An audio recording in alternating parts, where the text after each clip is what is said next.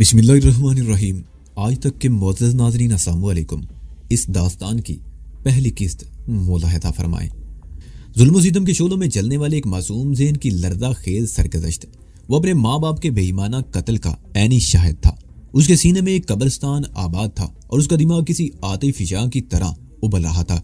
उसके शब रोज़ की हर करवट उसके लिए नए नए हंगामों की पैगंबर थी। बेरहम सफा कातिल उसे भी सफ़े हस्ती से मिटा देना चाहते थे। वो अपने दुश्मनों को खूब जानता पहचानता था, लेकिन उनका कुछ बिगाड़ नहीं सकता था।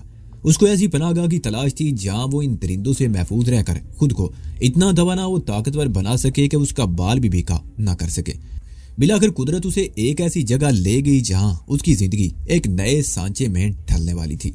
उस टिमटिमाते चिराग का अहवाल जो अचानक ही आंधियों की जद पर आ गया था। वो जैसे ही घर में दाखिल हुआ, उसकी बीवी शगुफ्ता उसे देखकर परेशान हो गई।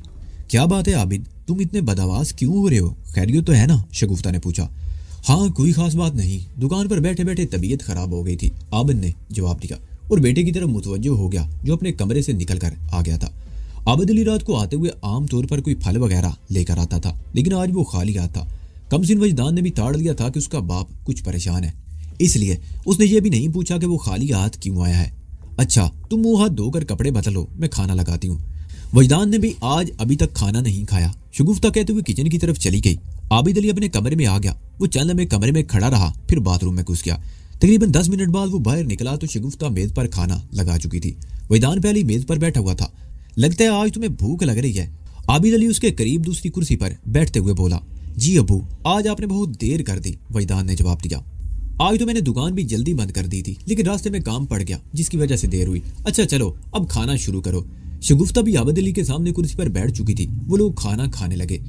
आबिद अली ने अभी चंद लुकमे ही खाए थे कि लाउंज में रखे हुए टेलीफोन की घंटी बजी। आबिद अली ने अपनी जगह से उठना चाहा, मगर शगुफ्ता उससे पहले ही उठ गई। आप खाना खाइए, मैं देखती हूँ। शगुफ्ता उठकर लाउंज में आ गई। फोन की घंटी बज रही थी। उसने हाथ बढ़ाकर रिसीवर उठाया। हेलो, वो माउथ पेस में बोली, लेकिन जवाब में खामोशी रही। उसने दूसरी मर्तबा हेलो कहा तो जवाब में ऐसी आवाज सुनाई दी जैसे कोई गहरी सांस ले रहा हो। कौन बदतमीज है? शगुफ्ता कदरे दुरुस्त लहजे में बोली।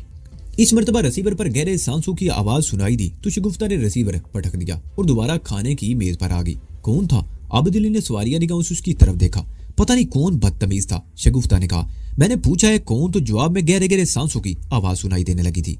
वो भी बातें कर रहे थे कि टेलीफोन की घंटी दोबारा बजी। शगुफ्ता ने दोबारा उठना चाहा, लेकिन इस मर्तबा आबिद अली पहले ही उठ गया और लाउंज में आकर फोन का रिसीवर उठा लिया। हेलो, वो माउथ पेस में बोला। जवाब में गहरे गहरे सांसों की आवाज सुनाई देने लगी और फिर ऐसी आवाज सुनाई दी जैसे कुत्ता गुर्रा रहा हो। आबिद अली का चेहरा धुआं हो गया। उसने रिसीवर रख दिया। उसके दिल की धड़कन एकदम तेज हो गई थी। वो कुछ देर वहीं खड़ा रहा, फिर खाने की मेज पर आ गया। क्या हुआ? कौन था? तुम एकदम परेशान क्यों हो गए हो? शगुफ्ता ने पूछा। आबिद अली के चेहरे के तासरात देखकर उसे समझने में देर न लगी कि कोई गड़बड़ जरूर है। कुछ नहीं, आबिद अली ने अपनी अंदरूनी कैफियत पर काबू पाने की कोशिश करते हुए कहा। पता नहीं कौन बदतमीज है। बहरहाल तुम खाना खाओ। उसके बाद फोन की घंटी नहीं बजी। खाना खत्म करने के बाद वो लाउंज में आ गए। वजदान भी उनके साथ था। वो समझदार बच्चा था। अपने माँ बाप को परेशान देखकर वो उलझन में मुब्तला हो गया था। जाओ बेटा, तुम जाकर सो जाओ, सुबह स्कूल जाना है, आबिद अली ने वजदान की तरफ देखते हुए कहा। वजदान ने बारी बारी दोनों की तरफ देखा और फिर खामोशी से उठकर अपने कमरे में चला गया। क्या बात है आबिद? शगुफ्ता उसके चेहरे पर नजरें जमाते हुए बोली। जब से तुम घर में दाखिल हुए हो तुम्हें परेशान देख रही हूँ। उस फोन कॉल के बाद तो तुम्हारे चेहरे पर अजीब से तासरात उभर आए थे। तुमने आज तक मुझसे कुछ नहीं छुपाया, लेकिन आज ऐसी बात कोई जरूर है जो तुम मुझसे छुपाने की कोशिश कर रही हो। नहीं शगुफ्ता, मैं तुमसे कोई बात नहीं छुपाऊंगा, आबिद अली ने गहरा सांस लेते हुए कहा। तो फिर बताओ ना क्या बात है? शगुफ्ता ने सवालिया निगाहों से उसकी तरफ देखा। तुम्हें मलिक नवाज़ अली याद है? आबिद अली ने पूछा। उस शैतान को मैं कैसे बोल सकती हूँ? शगुफ्ता ने गहरा सांस लेते हुए कहा। उस खबीस की वजह ही से तो हमें ना सिर्फ अपना घर बल्कि अपना वतन भी छोड़ना पड़ा था। मुझे अच्छी तरह याद है। वजदान उस वक्त सिर्फ 2 महीनों का था। हम उस मासूम बच्चे को लिए किस तरह उस शैतान से छुपते फिर रहे थे। उस शैतान को मैं कैसे बोल सकती हूँ? लेकिन आज तुम्हें मलिक नवाज़ अली कैसे याद आ गया? जिस तरह 12 साल गुजरने के बाद हम मलिक नवाज़ अली को नहीं भूले, उसी तरह शायद वो भी हमें नहीं भूला, आबिद अली ने कहा। क्या मतलब? क्या कहना चाहते हो? शगुफ्ता का चेहरा एकदम धुआं हो गया। अगर तुम मलिक नवाज़ अली को नहीं भूली हो तो तुम्हें दारा भी याद होगा, आबिद अली बोला। दारा? शगुफ्ता के चेहरे के तासरात बिगड़ गए। वो तो इंसान नहीं, दरिंदा है। उसे तो मैं कभी नहीं भूल सकती। उसने हमारे घर को आग लगाकर हमें जिंदा जलाने की कोशिश की थी। हम आग में घिरे हुए थे और वो कह के लगा रहा था। उसकी शैतानी कह के तो आज भी मेरे कानों में गूंजते हैं। उस रोज अगर पुलिस बर वक्त ना पहुंच जाती तो हम भी उस मकान के साथ जलकर राख हो चुके होते। मैं उसी दारा की बात कर रहा हूँ, आबद अली ने कहा। आज वो मेरी दुकान पर आया था। उसके साथ एक और आदमी भी था जिसे मैं नहीं जानता। पहले तो मैं यही समझा कि शायद उसने मुझे नहीं देखा, क्योंकि उसके दुकान में दाखिल होने से पहले ही मैंने उसे देख लिया था और काउंटर से उठकर दुकान के पिछले कमरे में चला गया था।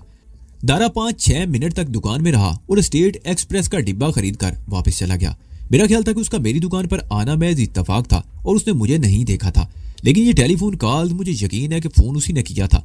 अगर उसने जबान से कुछ नहीं कहा, लेकिन उसने मुझे सिंगापुर में अपनी मौजूदगी का एहसास दिला दिया है। अब क्या होगा? शगुफ्ता का चेहरा एकदम पीला पड़ गया। क्या हमें यहाँ से भी भागना पड़ेगा? फैजान को ये सब कुछ मालूम होगा तो वो क्या सोचेगा? 12 साल पहले जब हम पाकिस्तान से भागे थे तो वो सिर्फ 2 महीने का था, कुछ नहीं समझता था, कुछ नहीं जानता था, लेकिन अब वो 12 साल का हो चुका है, समझदार है, वो सूरत-ए-हाल को समझ सकता है। क्या सोचेगा? क्या होगा? कुछ नहीं होगा। आबद अली ने उसकी बात काट दी। ये लाहौर नहीं, सिंगापुर है। यहाँ कानून की हुक्मरानी है। दारा अगर हमारी तलाश में यहाँ आया है तो यहाँ उसे कुछ करने का मौका नहीं मिलेगा। ये मत भूलो कि दारा एक जराइम पेशा आदमी है और ऐसे लोग हर जगह अपना काम कर गुजरते हैं, शगुफ्ता ने कहा और चंद लम्हों की खामोशी के बाद बोली, मेरी मानो तो सरदार प्रताप सिंह से बात करो। वो हमारे बारे में सब कुछ जानता है। उसे इल्म है कि हम यहाँ किन हालात में आए थे। सबसे पहले हमारी मुलाकात उसी से हुई थी। हमें यहाँ सेटल होने में उसने मदद दी थी। उसके यहाँ के बड़े लोगों से करीबी ताल्लुकात हैं। उससे बात करो, वो यकीनन इस मामले में भी हमारी मदद करेगा। शायद तुम ठीक कहती हो, आबद अली ने कहा। प्रताप सिंह से बात करनी ही पड़ेगी। वो भी बातें ही कर रहे थे कि दरवाजे की काल बैल बजी। खामोशी में घंटी की आवाज उन दोनों के लिए बम के धमाके से कम न थी। वो दोनों उछल पड़े। जिस किस्म की सूरत-ए-हाल से वो दो चार थे, उसके पीछे नजर उनका खौफजदा हो जाना फितरी बात थी। शगुफ्ता को यूं लगा जैसे उसका दिल उछल कर हल्क में आ गया हो। आबद अली के दिल की धड़कन भी तेज हो गई। वो दोनों उठकर खड़े हो गए। तुम यहीं रुको, मैं देखता हूँ। आबद अली दरवाजे की तरफ बढ़ा। शगुफ्ता अपनी जगह पर खड़ी रही। वो जैसे ही कमरे के दरवाजे से बाहर निकला, शगुफ्ता ने बड़ी फुर्ती से आगे बढ़कर ड्रेसिंग टेबल की सबसे नीचे वाली दराज खोली और उसमें रखा हुआ पिस्तौल निकाल लिया। ये जर्मन लोगर पिस्तौल उन्होंने अपनी हिफाजत के लिए रखा हुआ था। इसके इस्तेमाल की नौबत अगरचे कभी नहीं आई, मगर आबद अली वक्तन फवक्तन इसकी सफाई करता रहता था। शगुफ्ता पिस्तौल लेकर कमरे से बाहर आ गई और दबे कदमों चलती हुई लाउंज के दरवाजे के पीछे खड़ी होगी। आबद अली कंपाउंड में कदम उठाता हुआ बैरूनी दरवाजे के करीब पहुंच चुका था। इस दौरान में काल बैल एक मर्तबा और बची। कौन है? बाहर कौन है? आबद अली ने दरवाजे के करीब रुककर पूछा। मैं हूँ यार, बाहर से सरदार प्रताप सिंह की आवाज सुनाई दी। दरवाजा खोलो, सो गए थे क्या? ओह! आबद अली के मुंह से बेइख्तियार गहरा सांस निकल गया। उसने दरवाजा खोल दिया। प्रताप सिंह के अंदर आने के बाद आबद अली ने दरवाजा बंद किया और वह दोनों बातें करते हुए अंदर की तरफ आने लगे। शगुफ्ता ने भी प्रताप सिंह की आवाज सुन ली थी। उसके मुंह से बेइख्तियार सांस निकल गया। वो दीवार के साथ टेक लगाए खड़ी रही। पिस्तौल उसके हाथ में था। दरवाजे में दाखिल होने के बाद प्रताप सिंह इधर उधर देखने लगा। ये खामोशी कैसी है? बाबू सो गई है क्या? उसने पूछा। नहीं, शगुफ्ता भी जाग रही है, आबद अली ने कहा। आज तो मेरे यहाँ नहीं आए, सोचा मैं ही चक्कर लगा लूं, प्रताप सिंह ने कहा और फिर कपड़ों की सरसराहट सुनकर उसने पीछे मुड़कर देखा। शगुफ्ता के हाथ में पिस्तौल देखकर वो चौंके बगैर ना रह सका। क्या गल है पाबो? प्रताप सिंह बोला। आज ये असला क्यों उठाया हुआ है? ओह कुछ नहीं भाई जी, शगुफ्ता ने मुस्कुराने की कोशिश करते हुए कहा। ऐसे ही, मैंने सोचा कोई चोर डाकू ना हो, इसलिए मैंने। वाह पाबो वाह, प्रताप सिंह ने उसकी बात काट दी। हमें ही चोर डाकू समझ लिया। नहीं भाई जी, ये बात नहीं, शगुफ्ता जल्दी से बोली। सूरत-ए-हाल ऐसी पैदा हो गई है कि हमें एहतियात से काम लेना पड़ रहा है। क्या बात है भाई आबद अली? प्रताप सिंह आबद अली की तरफ देखकर घूम गया। उसके लहजे में एकदम संजीदगी आ गई थी। क्या मसला है? मुझे नहीं बताओगे? अपने यार को? अगर कोई ऐसी वैसी बात है तो जल्दी बताओ, सौ रब दी। एक गंभीर मसला पैदा हो गया है। आबद अली उसकी बात काटते हुए बोला। मैं कुछ देर में तुम्हारी तरफ आने ही वाला था। आओ ड्राइंग रूम में बैठते हैं। शगुफ्ता तुम चाय बनाकर वहीं आ जाओ। शगुफ्ता किचन की तरफ चली गई और वो दोनों ड्राइंग रूम में आ गए। प्रताप सिंह इधर उधर देखता हुआ एक सोफे पर बैठ गया। ड्राइंग रूम देखकर आबद अली की माली हैसियत का अंदाजा लगाया जा सकता था। उसे ये घर बनाने में बड़ी मेहनत की थी, लेकिन अब उसे ये छोटा सा आशियाना भी बिजलियों की जद में आता हुआ नजर आ रहा था। हाँ भैया आबद अली, अब बताओ क्या बात है? प्रताप सिंह ने पूछा। प्रताप सिंह, आबद अली उसकी तरफ देखते हुए कहने लगा, तुम्हें अच्छी तरह मालूम है कि मैं यहाँ कब और किन हालात में आया था। या अगर तुम मेरी मदद ना करते तो ना जाने मुझ पर क्या बीत चुकी होती। मेरी कोई बात तुमसे छुपी हुई नहीं। मैंने तुम्हें यह भी बताया था कि मैं अपनी बीवी और 2 माह के बच्चे को लेकर यहाँ पाकिस्तान से भागकर क्यों आया था। अगर मैं अपने एक दोस्त की मदद से पाकिस्तान से फरार होने में कामयाब ना हो पाता तो मलिक नवाज़ अली हम तीनों को खत्म करवा देता। आबद अली चंद लम्हों को खामोश हुआ। इसी दौरान में शगुफ्ता चाय लेकर कमरे में दाखिल हुई। उसने एक एक कप उन दोनों के सामने रखा और एक कप खुद लेकर बैठ गई। मुझे मालूम है, प्रताप सिंह ने आबद अली की तरफ देखते हुए कहा, तुमने मुझे अपने बारे में सब कुछ बता दिया था और मैं तुम्हारी सच्चाई ही से तो मुतासर हुआ था, लेकिन ये तो पुरानी बात हो चुकी है। अब क्या मामला है? अगरचे 12 साल का तवील अरसा बीत चुका है, लेकिन जिस तरह हम मलक नवाज़ अली को नहीं भूले, उसी तरह मलक नवाज़ अली भी हमें फरामोश नहीं कर सका। आबद अली बोला, क्या वो मलक यहाँ आ गया है? प्रताप सिंह ने सवालिया निगाहों से उसकी तरफ देखा। मलक नवाज़ अली नहीं, मगर उसके आदमी यहाँ पहुंच गए हैं, आबद अली ने कहा, और फिर उसे दारा के बारे में बताने लगा। आखिर में वो कह रहा था, मेरा ख्याल था कि शायद उसने मुझे नहीं देखा, लेकिन अब मैं दावे से कह सकता हूँ कि उसने ना सिर्फ मुझे देखा है बल्कि मेरे बारे में कुछ मालूमात भी हासिल कर चुका है। उसने मेरा फोन नंबर मालूम कर लिया है और शायद वो घर भी देख चुका है, आबद अली ने कहा, और फोन कॉल के बारे में बताने लगा। हो सकता है तुम्हें गलतफहमी हुई हो, प्रताप सिंह ने उसके खामोश होने पर कहा। मेरा मतलब है उसने वाकई तुम्हें ना देखा हो और वो फोन कॉल भी किसी की शरारत हो। नहीं प्रताप सिंह, आबद अली ने कहा, मैं किसी खुशफहमी में मुब्तला नहीं रहना चाहता। मैंने तुम्हें ये सब कुछ इसलिए बताया है कि मैं तुमसे मशवरा लेना चाहता हूँ कि इन हालात में मुझे क्या करना चाहिए। क्या सिंगापुर छोड़ दूं? मेरे ख्याल में तुम्हें डरने की जरूरत नहीं, प्रताप सिंह ने कहा। आज यहाँ से भाग जाओगे तो कल कहीं और से भी भागना पड़ेगा। अगर दारा ने वाकई तुम्हें देख लिया है तो उसे डरने की जरूरत नहीं। छुपने या भागने की बजाय सूरत हाल का मुकाबला करो। यह पाकिस्तान नहीं, सिंगापुर है। यहाँ अगर कोई जुर्म करता है तो उसे पहले 10 मरतबा सोचना पड़ता है। इतने अरसे में तुम भी देख चुके हो कि यहाँ कानून की गिरफ्त बड़ी सख्त है। दारा ऐसी कोई हमाकत नहीं करेगा कि कानून के जाल में फंस जाए, लेकिन उसके साथ ही मैं तस्वीर के दूसरे रुख को भी नजरअंदाज नहीं करूंगा। अगर तुम्हें उससे अपनी जान का खतरा है तो तुम्हारी हिफाजत का बंदोबस्त हो सकता है। मैं सुबह ही अपने 2 बंदे तुम्हारी हिफाजत के लिए मुकर्रर कर देता हूँ। वो दोनों आदमी मुसल्ला होंगे और 24 घंटे तुम्हारे साथ रहेंगे। उसके साथ ही मैं अपने दोस्त चियांग शू को सूरत से आगाह कर देता हूँ। चियांग शू को तो तुम जानते हो, वो एक जिम्मेदार पुलिस ऑफिसर है। वो तुम्हारी हिफाजत का बंदोबस्त कर देगा। लेकिन ये हिफाजती इंतजाम कब तक रहेंगे? आबद अली ने कहा, मैं सारी जिंदगी तो पुलिस और बॉडीगार्ड को अपने साथ नहीं रख सकता। घबराओ नहीं यार, प्रताप सिंह बोला, 4-6 रोज की बात है। दारा जब तुम्हारे गिर्द हिफाजती इंतजाम देखेगा तो खामोशी से वापस चला जाएगा। वो जब तक यहाँ रहेगा तुम्हारी तरफ आंख उठाकर देखने की जुर्रत नहीं करेगा। अगर उसने ऐसी कोई हरकत की तो 100 रब दी वो जिंदा बचकर नहीं जा सकेगा। प्रताप सिंह की बातों से आबद अली और शगुफ्ता को बड़ा हौसला मिला था। तुम फिक्र ही ना करो पाबो, प्रताप सिंह शगुफ्ता की तरफ देखते हुए बोला, दारा तुम लोगों का कुछ नहीं बिगाड़ सकेगा। और भाई आबद अली वो उसकी तरफ मुड़ गया। तुम भी अपने दिल से खौफ निकाल कर सुबह अपनी दुकान पर जाओ और तसल्ली से अपना कारोबार करो। किसी खौफ को दिल में जगह ना दो। वो तीनों चाय की चुस्कियां लेते हुए उसी मौजू पर गुफ्तगू करते रहे और फिर रात के 1 बजे के करीब प्रताप सिंह उन्हें तसल्लियां देते हुए अपने घर चला गया। उसके जाने के बाद आबद अली खुद तमाम दरवाजे लॉक किए और शगुफ्ता के साथ बेडरूम में आ गया। वो बिस्तर पर लेटे देर तक बातें करते रहे। नींद दोनों में से किसी को भी नहीं आ रही थी। प्रताप सिंह ने अगरचे उन्हें भरपूर तसल्ली दी थी और उनकी हिफाजत का बंदोबस्त भी कर दिया था, लेकिन आबद अली मुतमईन नहीं था। वो मलिक नवाज अली को अच्छी तरह जानता था। उसके दरिंदा सिफ्त कारिंदों से भी वाकिफ था। दारा उसका सबसे काबिल एतमाद और मोतबर साथी था। इंतहाई सफाक और बेरहम इंसान, बल्कि उसे तो इंसान कहना ही इंसानियत की तौहीन थी। इंसानी जिंदगी उसकी नजरों में कोई वक़्त नहीं रखती थी। 12 साल पहले आबद अली उससे बच निकला था। सिंगापुर आने के बाद आबद अली मुतमईन था कि मलिक नवाज अली और उसके कारिंदे उसका सुराग नहीं लगा सकेंगे, लेकिन 12 साल बाद उन्होंने उसे ढूंढ निकाला। दारा जितना बेरहम था उतना ही अय्यार भी था। उसने आबद अली को देख लिया था, मगर ये तासर देने की कोशिश की थी कि उसे नहीं देखा था। लेकिन रात ही को खामोश फोन कॉल्स ने आबद अली को यकीन दिलाया था कि दारा ने उसे देख लिया है। आबद अली रात भर सोचता रहा और बिलाखिर उसने प्रताप सिंह के मशवरे पर अमल करने का फैसला किया। प्रताप सिंह ने ठीक ही तो कहा था। 12 साल पहले वो उनसे डर कर पाकिस्तान से भागा था। आज उनके खौफ से सिंगापुर छोड़ देगा, कल उसे किसी और जगह से भी भागना पड़ेगा। क्या वो उनके खौफ से जिंदगी भर भागता ही रहेगा? नहीं, अब ऐसा नहीं होगा। आबद अली बड़बड़ाया। डर और खौफ के साए में जिंदगी नहीं गुजारी जा सकती। उसे ये खौफ दिल से निकालना होगा। निडर होकर सूरत-ए-हाल का मुकाबला करना होगा। वो यहाँ से भागेगा नहीं। हतमी फैसले पर पहुंचने के बाद आबद अली को यूं महसूस हुआ कि उसके सर से बहुत बड़ा बोझ उतर गया हो। वो अपने आप को पुरसुकून महसूस करने लगा। उसकी पलकें नींद के बोझ से झुकने लगी और वो नींद की पुरसुकून वादी में पहुंच गया। सुबह नाश्ते के दौरान में उसने शगुफ्ता को भी अपने उस फैसले से आगाह कर दिया कि वो मलिक नवाज अली और उस दारा के खौफ से यहाँ से भागने की बजाय यहीं रहकर सूरत-ए-हाल का मुकाबला करेगा। नाश्ते के बाद वो दुकान पर जाने की तैयारी कर रहा था कि फोन की घंटी बजी। आबद अली करीब खड़ा था। उसने आगे बढ़कर रिसीवर उठाया।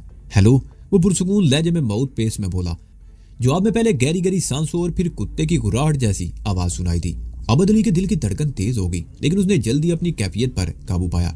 उसे समझने में देर न लगी कि यह दारा ही था। आबद अली का दिल चाहा कि वो फोन पर ही दारा को खरी खरी सुना दे और उस पर वादे कर दे कि अब वो उसे डर कर भागेगा नहीं, मगर ये सब कुछ कहने की बजाय उसने रिसीवर पटक दिया। कौन था? शगुफ्ता ने सवालिया निगाहों से उसे देखा। वही बदतमीज आबद अली ने कहा। लेकिन तुम्हें डरने की जरूरत नहीं, मैं भी प्रताप सिंह से बात करता हूँ। वो चियांगशू को फोन करके 1-2 पुलिस वालों को यहाँ बुला लेगा। वो पुलिस वाले तुम्हारी हिफाजत के लिए यहाँ रहेंगे। तुम्हें खौफजदा होने की जरूरत नहीं। प्रताप सिंह ठीक कहता है, दारा हमारा कुछ नहीं बिगाड़ सकेगा। अच्छा, अब मैं चलता हूँ, अपना ख्याल रखना, शगुफ्ता ने उसके साथ बैरूनी दरवाजे की तरफ बढ़ते हुए कहा। आबद अली ने मुस्कुराकर उसकी तरफ देखा और दरवाजे से बाहर निकल गया। साथ वाला मकान प्रताप सिंह का था। आबद अली ने काल बैल बजाई तो फौरन ही दरवाजा खुल गया और प्रताप सिंह अंदर की तरफ खड़ा हुआ दिखाई दिया। उसने ऊंची सी धोती बांध रखी थी, ऊपर बुनियान थी और सर के बाल एक जालीदार टोपी में लपेट रखे थे। मैं तुम्हारा इंतजार कर रहा था भाई आबद अली, प्रताप सिंह बोला। मैंने आधा घंटा पहले चियांगशू को फोन कर दिया है। उसके भेजे हुए 2 कांस्टेबल यहाँ पहुंचने वाले हैं। तुम इत्मीनान से दुकान पर जाओ, मेरे 2 आदमी तुम्हारी दुकान पर पहुंच जाएंगे। सूतर सिंह को तुम जानते हो ना, उसके साथ एक और आदमी होगा। डरने की जरूरत नहीं, शेर बनकर जियो। हाँ, अब मैंने शेर बनकर जीने का फैसला कर लिया है, आबद अली ने कहा। खुश की ताई, वाह गुरु दी कसम, तुमने दिल खुश कर दिया।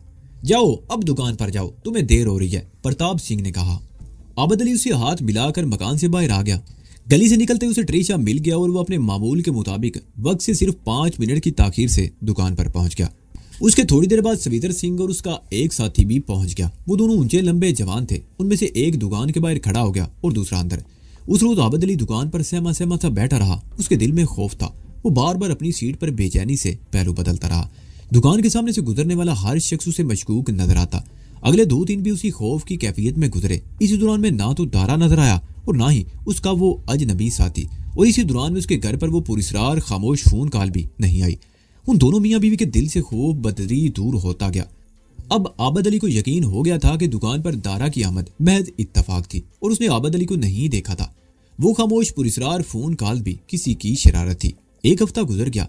चियांगशू के फराम करदा 2 पुलिस वाले बदस्तूर आबद अली के मकान की हिफाजत कर रहे थे।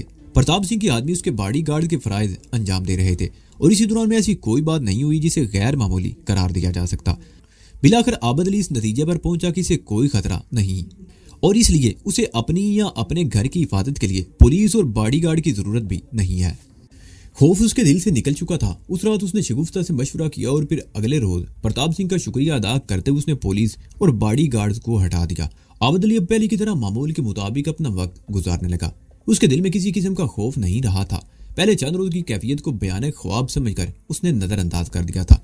वो इतवार का दिन था और इत्तेफाक से उस रोज वैदान की सालगिरह थी। वो पूरे 12 साल का हो चुका था और उसकी जिंदगी का 13वां साल शुरू होने वाला था। वो अपने बेटे की सालगिरह बड़ी बाकायदगी से मनाते थे, लेकिन उन्होंने सालगिरह का हंगामा कभी नहीं किया। वो या तो घर पर बड़ी सादगी से केक काट लेते या किसी होटल में जाकर डिनर कर लेते। इन्होंने कभी किसी मेहमान को सालगिरह पर मदऊ नहीं किया था। प्रताप सिंह आबद अली का बेहतरीन दोस्त था, लेकिन आबद अली ने उसे भी कभी वैदान की सालगिरह पर मदऊ नहीं किया था। उस रोज वो सुबह सवेरे ही संतोषा जजीरे पर चले गए। दिन भर उस खूबसूरत जजीरे पर पिकनिक मनाई गई। शाम को वापस आकर कुछ देर आराम किया और फिर होटल रॉयल हॉलीडे इन में डिनर का प्रोग्राम बना लिया।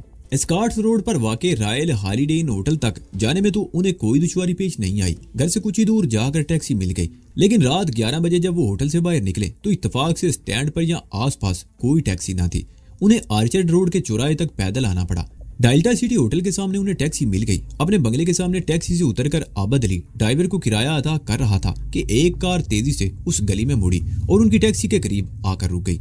स्याह रंग की उस कार के दरवाजे खुले और 4 आदमी कार से उतरकर आबद अली, शगुफ्ता और वैदान की तरफ बढ़े। उनमें सबसे आगे वाले आदमी को देखकर आबद अली का दिल उछलकर हल्क में आ गया और उसे सीने में सांस रुकता हुआ महसूस होने लगा। वो दारा था। मौतगुन फरिश्तों को अपने सामने देखकर आबद अली और शगुफ्ता की हालत गैर हो गई। वजदान का चेहरा भी धुआं हो गया। उसे सूरत-ए-हाल का अंदाजा लगाने में दुश्वारी पेश नहीं आई थी, लेकिन वो लोग जिस तरह उजलत में कार से उतरे थे वो अंदाज दोस्ताना ना था। फिर दोस्तों के हाथों में असला नहीं होता। टैक्सी ड्राइवर ने भी सूरत-ए-हाल भांप ली थी। टैक्सी का इंजन स्टार्ट था और उसने अभी तक किराया नहीं लिया था, लेकिन कार से उतरने वाले उन लोगों के हाथों में असला देखकर उसकी छठी इसने खतरे की घंटी बजा दी और उसने किराया लिए बगैर बड़ी फुर्ती से गाड़ी को गियर में डाला और उसे जबरदस्त झटके से आगे बढ़ा दिया। ये सूरत-ए-हाल देखकर आबद अली के रोंगटे खड़े हो गए। वो गुज़िश्ता 12 साल से जिन लोगों से छुपने की कोशिश कर रहा था, आज बिलाखिर उन्होंने उसे घेर ही लिया था। उनकी तादाद 5 थी। एक कार के स्टीयरिंग के सामने बैठा हुआ था। कार का इंजन स्टार्ट था। 4 आदमी कार से उतरे थे। उनमें सबसे आगे दारा था जिसके हाथ में रिवाल्वर था। उसके साथ कार से उतरने वाले 3 आदमियों में से 2 तो चीनी थे और एक गालबन यूरेशियन था। उन सब के हाथों में चाकू और खंजर थे और चेहरों पर बेपनाह सफाकी थी। आबद अली को समझने में देर न लगी कि ये सब किराए के गुंडे थे और दारा ने भारी मुआवजा देकर इनकी खिदमत हासिल की होंगी। आबद अली का दिल बड़ी शिद्दत से धड़क रहा था। उसने गर्दन घुमाकर शगुफ्ता और वहीदान की तरफ देखा, फिर दूसरे ही लम्हे चीख उठा, भाग जाओ तुम लोग, भाग जाओ। भाग के कहाँ जाओगे? दारा ने एक कदम आगे बढ़ते हुए कहा। चेहरे की तरह उसके लहजे में भी बेपनाह सफाकी थी। अपने आप को बहुत चालाक समझते थे, लेकिन मिलाकर हमने तुम्हें तलाश कर ही लिया। तुम्हें दुनिया के किसी कोने में हमसे पनाह मिल नहीं सकती थी। तुम अगर पाताल में भी छुपे होते तो हम तुम्हें ढूंढ निकालते। तो तुम क्या चाहते हो दारा? आबद अली अखलाया। ये भी कोई पूछने की बात है? दारा ने कहा। तुमने मलिक नवाज अली के साथ गद्दारी की थी, उसे धोखा दिया था, उसे करोड़ों का नुकसान पहुंचाया था। तुम अगर मुल्क छोड़कर भाग गए थे मगर मलिक नवाज अली तुम्हें भूला नहीं था। तुम्हारी तलाश जारी रही और मिलाकर हमने तुम्हें ढूंढ ही लिया। मरने के लिए तैयार हो जाओ आबद अली। मुझे मार कर तुम लोगों को क्या मिलेगा? आबद अली ने अपने आप पर काबू पाने की कोशिश करते हुए कहा। मैं तुम लोगों से बिल्कुल लाताल्लुक हो चुका हूँ। मुझसे तुम लोगों को अब कोई खतरा नहीं। मेरा पाकिस्तान आने का भी कोई इरादा नहीं है। तुम हमारे लिए खतरा बन सकते हो। दारा ने उसकी बात काट दी। हमने ऑस्ट्रेलिया में अपने माल के लिए एक नई मंडी तलाश की है। सिंगापुर को हम इलाकाई हेडक्वार्टर के तौर पर इस्तेमाल करने का इरादा रखते हैं और तुम जैसे लोग यहाँ हमारे लिए खतरा बन सकते हो। वैसे भी तुमसे तो पुराना हिसाब चुकाना है, तुम्हें जिंदा नहीं छोड़ा जा सकता। चीफांग, वो एक चीनी गुंडे की तरफ मुड़ गया। खत्म कर दो इसे। नहीं, शगुफ्ता चीखते हुए आगे बढ़ी। दारा पिस्तौल लिए खड़ा था और तीनों गुंडों ने खंजरों से आबद अली पर हमला कर दिया। शगुफ्ता अपने शोर को बचाने की कोशिश कर रही थी। खंजर के कई वार उसके जिस्म पर भी लगे थे। शगुफ्ता और आबद अली अपने आप को बचाने की कोशिश कर रहे थे, लेकिन खंजर का हर वार उन्हें चीखने पर मजबूर कर देता। उनकी चीखों की आवाजें फिजा में गूंज रही थी। वहीदान एक तरफ खड़ा ये सब कुछ देख रहा था। उसकी आंखें खौफ और दहशत से फैली हुई थी। ये गुंडे ने उस पर भी हमला करना चाहा, मगर ऐन वक्त पर आबद अली सामने आ गया। भाग जाओ वहीदान, भाग जाओ, आबद अली चीखा। वहीदान चीखता हुआ एक तरफ भाग खड़ा हुआ, लेकिन वो ज्यादा दूर नहीं जा सका। एक बंगले के सामने लान की बाड़ में छुप गया। वहीदान चीखता हुआ एक तरफ भाग गया, लेकिन वो ज्यादा दूर नहीं गया। एक बंगले के सामने लान की बाड़ में छुप गया और उस तरफ देखने लगा। वो तीनों गुंडे आबद अली और शगुफ्ता पर खंजरों से वार कर रहे थे और वो दोनों बुरी तरह चीख रहे थे। उनकी चीखें दूर तक गूंज रही थी, लेकिन कोई उनकी मदद के लिए बाहर नहीं आया। करीब खड़ा हुआ दारा वक्फे वक्फे से पिस्तौल से फायर कर रहा था। फायरिंग की आवाज ही ने लोगों को अपने घरों में बंद रहने पर मजबूर कर रखा था। चीफांगना में शीनी गुंडा शगुफ्ता को पकड़े हुए था। शगुफ्ता का जिस्म लहू लोहान हो रहा था। उसके जिस्म पर कई गहरे जख्म आ चुके थे, जिनसे खून बह रहा था। वो अपने आप को छुड़ाकर एक तरफ दौड़ी। चीफांग भी खंजर लिए उसके पीछे लपका। शगुफ्ता प्रताप सिंह वाले बंगले के सामने लान की बाढ़ से उलझ कर गिरी। उसने उठने की कोशिश की, लेकिन चीफांग ने उस पर छलांग लगा दी और उसके सीने पर पे दर पे वार करने लगा।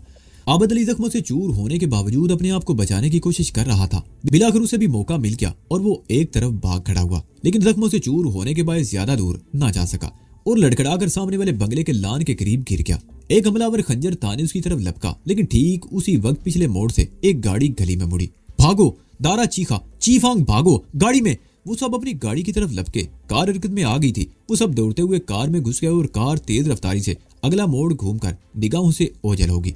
दूसरी कार गली में चंद कदम आगे आ चुकी थी। वहीदान झाड़ियों से निकलकर अपनी माँ की तरफ दौड़ा। मम्मी, वो शगुफ्ता को झुंझोड़ते हुए चीख रहा था, मगर शगुफ्ता उसकी पुकार का जवाब देने के लिए जिंदा नहीं रही थी। वहीदान बाप की तरफ दौड़ा, उससे लिपट कर चीखने लगा। आबद अली के जिस्म पर कई जख्म थे, सीने पर भी कई जख्मों से खून बह रहा था, लेकिन अभी वो जिंदा था। वहीदान, आबद अली के मुंह से कमजोर सी आवाज निकली, भाग जाओ, ये लोग तुम्हें भी मार डालेंगे। अपनी माँ को लेकर भाग जाओ। गली में दाखिल होने वाली कार करीब आकर रुक गई। दो आदमी नीचे उतरे। उनमें से एक प्रताप सिंह और दूसरा उसका दोस्त नरेश कुमार था। कार के हेडलैम्प्स की रोशनी में वो मंदिर देखकर प्रताप सिंह कांप उठा और चीखता हुआ वहीदान की तरफ दौड़ा। ओए क्या हुआ काके, ये सब क्या हुआ? प्रताप सिंह ने वहीदान को आबद अली से अलग करते हुए चीख कर कहा। चाचा, वहीदान चीख कर उससे लिपट गया। उन्होंने मेरे अब्बू को मार दिया, मेरी मम्मी को भी मार डाला। प्रताप सिंह अपने बंगले की तरफ दौड़ा। गेट के साथ ही लान की बाढ़ में शगुफ्ता फंसी हुई थी। प्रताप सिंह उसे देखते ही समझ गया कि वो खत्म हो चुकी थी। वो दौड़कर दोबारा आबद अली के करीब आ गया। ओ भाई आबद अली, ये सब क्या हुआ? कौन थे वो लोग? वो आबद अली को उठाने की कोशिश करते हुए चीखा। प्रताप सिंह, आबद अली कहा, मुझे मत उठाओ, मुझे कहीं ले जाने का भी कोई फायदा नहीं होगा। मेरे जिस्म पर इतने जख्म लगे हैं कि मेरा जिंदा बचना मुमकिन नहीं। मेरे पास वक्त बहुत कम है। मेरी बात गौर से सुनो। तुम बच जाओगे आबद अली, मैं तुम्हें मरने नहीं दूंगा, तुम बच जाओगे, प्रताप सिंह ने कहा और अपने दोस्त की तरफ देखकर चीखा। नरेश कुमार, डॉक्टर को बुलाओ, पुलिस को फोन करो, जल्दी जल्दी करो, मेरे यार को बचाओ। डॉक्टर को बुलाने का कोई फायदा नहीं होगा प्रताप सिंह, आबद अली ने कराते हुए कहा। मेरे पास वक्त नहीं, मेरी बात गौर से सुन लो। हाँ हाँ बोलो, मैं सुन रहा हूँ, प्रताप सिंह ने कहा। उसने आबद अली का सर अपनी गोद में रख लिया। उन्होंने शगुफ्ता को मार डाला, मैं भी मर रहा हूँ। आबद अली रुक रुक कर कह रहा था, मेरा बेटा अकेला रह जाएगा, इसका ख्याल रखना। तुम फिक्र मत करो आबद अली, प्रताप सिंह बोला। वैदान मेरा पुत्र है, मैं इसे अपने पुत्र की तरह पालूंगा, 100 रब दी। एक बात और सुन लो, आबद अली ने कहा। मलिक नवाज अली अपने काले धंधे के लिए सिंगापुर में कदम जमाने की कोशिश कर रहा है। उसे यहाँ मेरी मौजूदगी का पता चल गया था। वो मुझे अपने लिए खतरा समझ रहा था। मुझे रास्ते से हटाने के लिए उसने दारा जैसे दरिंदों को यहाँ भेजा। हम उसके बारे में शशो पंच का शिकार रहे, लेकिन वो अपने मकसद में कामयाब हो गया। इसके अलावा आबद अली खामोश हो गया। खून ज्यादा बह जाने की वजह से उसकी रंगत बिल्कुल पीली पड़ गई थी और बोलने की ताकत भी नहीं रही थी। 100 रब दी, प्रताप सिंह बोला। मैं उन दरिंदों से तुम्हारे और पाबो के कत्ल का बदला जरूर लूंगा। तुम नहीं, आबद अली बोला। इंतकाम मेरा बेटा लेगा। इसकी परवरिश इस तरह करना कि इसके सीने में इंतकाम की आग भड़कती रहे। तुम फिक्र ही मत करो, प्रताप सिंह बोला। मैं इसे इंतकाम का शोला बना दूंगा, लावा भर दूंगा इसके जिस्म में, आतिश फशां बना दूंगा इसे। जब फटेगा तो सबको जलाकर राख कर देगा। वो तुम्हारा इंतकाम जरूर लेगा। मैं तुम्हें एक और बात बताना चाहता हूँ, आबद अली ने कहा। उसकी आवाज कुछ और कमजोर हो गई थी। वैदान की परवरिश के लिए तुम्हें दौलत की कमी नहीं होगी। मैं इसके लिए इतना सब कुछ छोड़कर जा रहा हूँ कि इसे सारी जिंदगी कुछ करने की जरूरत नहीं होगी। ओए मेरा भी सब कुछ तो इसी का है आबद अली, प्रताप सिंह बोला। मैं तुम्हें जो बात बताना चाहता हूँ वो गौर से सुनो प्रताप सिंह, आबद अली रुक रुक कर बोला। मलिक नवाज अली बज़ाहिर तो एक जमींदार है, लेकिन दरअसल वो एक बहुत बड़ा बैनुल अक़वामी स्मगलर है। 12 साल पहले उसके स्मगलशुदा सोने की एक खेप मेरे हाथ लग गई थी। मैंने 5 करोड़ मालियत का वो सोना गायब कर दिया था और उसे ये तासर देने की कोशिश की थी कि वो सोना मैंने रावी के पुल से दरिया में फेंका था। वो मेरा बदतरीन दुश्मन बन गया। उसने मेरे घर को आग लगाकर मुझे, मेरी बीवी और मेरे बच्चे को जिंदा जलाने की कोशिश की, लेकिन मैं बच निकला और चोरी छपे पाकिस्तान से फरार होकर यहाँ आ गया। मुझे बाद में अपने एक दोस्त के जरिए पता चला कि उसने गालिबन मेरी इस बात का यकीन कर लिया था कि उस 5 करोड़ रुपए मालियत का वो सोना मैंने दरिया में फेंक दिया था। वो सोने की तलाश के साथ मुझे भी ढूंढ रहा था और बिलाकर उसके आदमी मुझ तक पहुंच गए और अपना वार कर गुजरे। मैंने वो सोना दरिया में नहीं फेंका था। मैं तुम्हें बताता हूँ कि वो सोना कहाँ है। वो चंद लम्हों को खामोश हुआ, फिर जब बोला तो उसकी आवाज कुछ और भी कमजोर हो गई थी। इसी दौरान मैं आहट सुनकर प्रताप सिंह ने पीछे मुड़कर देखा। नरेश कुमार उसके करीब खड़ा था। मैंने पुलिस को इतला दे दिया है, हॉस्पिटल भी फोन कर दिया है, एम्बुलेंस भी आने वाली है। नरेश कुमार ने उसे अपनी तरफ मुतवज्जो पाकर कहा। पानी लाओ थोड़ा सा, जल्दी करो, प्रताप सिंह बोला। इसी दौरान में आसपास के बंगलों से कुछ लोग भी निकल आए थे, लेकिन आगे कोई नहीं आया था। सब अपने अपने दरवाजों के सामने खड़े थे। नरेश कुमार एक घर से पानी मांग लाया। प्रताप सिंह आबद अली के हल्क में पानी टपकाने लगा, मगर पानी उसके होंठों से बह निकला। आबद अली ने करीब बैठे हुए वैदान का हाथ पकड़ा। उसकी आंखें बंद हो गई। उसके जिस्म को हल्का सा झटका लगा और फिर वो बेसुध हरकत। प्रताप सिंह उसकी नब्ज टटोलने लगा। सीने पर हाथ रखकर देखा, लेकिन आबद अली की रूह कफ़ अंसरी से परवाज कर चुकी थी। प्रताप सिंह की आंखों से आंसू बह निकले। उसने आबद अली की आंखें बंद की और उसका सर बड़ी आहिस्तेगी से जमीन पर टिका दिया और वैदान को सीने से लिपटा लिया। वैदान धड़े मार मार कर रोने लगा और फिर प्रताप सिंह की बाहों में झूल गया। वो बेहोश हो गया था। ठीक उसी वक्त पुलिस के सायरन की आवाज सुनाई थी, जो लम्हा बलम्हा करीब आती जा रही थी। कुछ ही देर बाद पुलिस की जीप उस गली में मुड़ी। उसके पीछे ही एम्बुलेंस भी खड़ी थी। दोनों गाड़ियां जाए वकुआ से चंद गज के फासले पर रुक गई। जीप रुकते ही 20 दर्जन पुलिस वाले उतरकर इधर उधर फैल गए। उस पुलिस पार्टी का इंचार्ज प्रताप सिंह का दोस्त चियांगशु था। लोग पुलिस को देखकर अपने अपने घरों में घुस गए। चियांगशु! प्रताप सिंह उसे देखते ही चीखा। ये देखो क्या हो गया है। उन्होंने मेरे यार और पाबू को मार डाला। वो लोग बचकर नहीं जाएंगे, चियांगशु ने कहा। हमको बताओ ये सब क्या हुआ? तुमने उन लोगों को देखा? नहीं, प्रताप सिंह ने कहा। मैं अपने दोस्त नरेश कुमार के साथ आया था। हमारी कार जैसे इस गली में मुड़ी, वो लोग एक कार में बैठकर फरार हो गए, लेकिन मैं जानता हूँ वो दारा था। आबद अली को उससे जान का खतरा था। चियांगशु इधर उधर देखने लगा। प्रताप सिंह अभी तक आबद अली की लाश के पास ही बैठा हुआ था। बेहोश वजदान उसकी गोद में था। इस बच्चे को क्या हुआ? चियांगशु ने पूछा। क्या ये भी? नहीं, ये बेहोश हुआ है। ये आबद अली का बेटा है। इसकी आंखों के सामने इसके माँ बाप को कत्ल किया गया है। ये सदमा बर्दाश्त नहीं कर सका, बेहोश हुआ है। अगर इसे होश में ना लाया गया तो उसकी जान को भी खतरा हो सकता है। उसी वक्त सामने वाले घर से एक अधेड़ उम्र आदमी और एक औरत निकलकर प्रताप सिंह के करीब आ गए। प्रताप सिंह ने वजदान को उनके हवाले किया। वो आदमी वजदान को गोद में उठाकर अपने बंगले में ले गया। पड़ोस की 2 औरतें और उनके पीछे ही बंगले में दाखिल हो गई। इंस्पेक्टर चियांगशु आबद अली की लाश का मुआयना कर रहा था। फिर वो शगुफ्ता की लाश के करीब चला गया। कुछ देर तक उसका मुआयना करता रहा, फिर अपनी जीप के पास आ गया और रेडियो ट्रांसमीटर पर हेडक्वार्टर से राब्ता करके फोटोग्राफर और दीगर माहिरीन को जाए वकुआ पर भेजने की दरख्वास्त की और रेडियो ऑन करके अपने आदमी को कुछ हदायत देते हुए जाए वारदात का जायजा लेने लगा। आसपास के बंगलों में रहने वाले कुछ लोग अब फिर घरों से निकल आए थे। आबद अली और शगुफ्ता की लाश देखकर सभी लोग अफसोस का इजहार कर रहे थे। इंस्पेक्टर चियांग शुगुफ्ता की लाश से चंद कदम आगे रुक गया। झाड़ियों के करीब हाथी दांत के दस्ते वाला एक खंजर पड़ा हुआ था। खंजर का ब्लेड खून आलूद था, कुछ खून दस्ते पर भी लगा हुआ था। चियांग ने जेब से रुमाल निकाला और उसकी मदद से बड़ी एहतियात से खंजर उठाकर उसका मुआयना करने लगा। खंजर के ब्लेड पर लगा वो खून अभी पूरी तरह जमा नहीं था। ये खंजर एहतियात से रख लो। चियांग ने खंजर अपने एक मातहत के हवाले किया और एक बार फिर इधर उधर देखने लगा। अपने घरों के सामने खड़े हुए लोग कुछ और आगे आ गए। उनमें हिंदुस्तानी भी थे, चीनी भी और दूसरी कौमों के बाशिंदे भी। आप लोगों में से कोई इस वारदात के बारे में कुछ जानता हो तो प्लीज आगे आकर हमें बताएं ताकि हम कातलों को आसानी से तलाश कर सकें। चियांग ने सबकी तरफ देखते हुए कहा, लेकिन कोई भी आगे नहीं आया।